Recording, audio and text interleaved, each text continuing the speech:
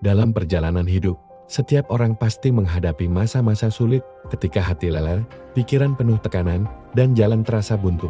Pada saat seperti itu, banyak orang mencoba bertahan dengan kekuatan sendiri, namun tidak jarang. Justru disitulah kita menyadari bahwa kemampuan manusia ada batasnya. Sebagai orang percaya, kita tidak dipanggil untuk memikul beban hidup sendirian. Tuhan, dalam kasih-Nya, telah memberikan kepada kita seorang penolong yang setia, Roh Kudus. Dia bukan sekadar kekuatan yang tidak terlihat, melainkan pribadi ilahi yang hadir, menyertai, dan bekerja dalam kehidupan kita setiap hari.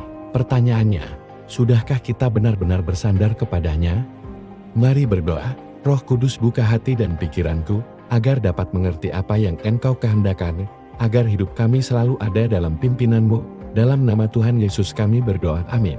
Biarlah doa kita bukan sekadar kata-kata, tetapi seruan hati yang sungguh-sungguh rindu mengalami kuasa-Nya dalam kehidupan sehari-hari. Yohanes 14 ayat 16 berkata, Aku akan minta kepada Bapa, dan Ia akan memberikan kepadamu seorang penolong yang lain, supaya Ia menyertai kamu selama-lamanya. Yesus menyebut Roh Kudus sebagai penolong atau Parakletos, yang berarti penghibur, pembela, penuntun, dan pendamping. Artinya, dalam setiap pergumulan, kita tidak pernah sendirian. Roh Kudus hadir menggantikan peran Yesus secara spiritual, bahkan lebih dekat, karena Ia tinggal di hati. Mari belajar dari kisah Corrie ten Boom di kamp konsentrasi Nazi yang kelam. Ia tetap merasakan damai sejahtera. Ia bersaksi bahwa kekuatan itu bukan berasal dari dirinya sendiri, tetapi dari Roh Kudus yang menghibur dan menguatkannya setiap hari. Kisahnya membuktikan bahwa Roh Kudus benar-benar penolong sejati kapanpun kita merasa lemah.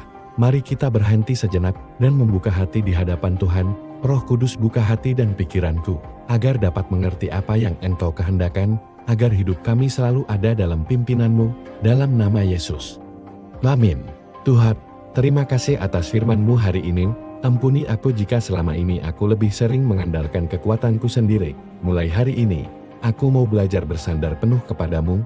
Pimpin setiap langkahku, kuatkan hatiku.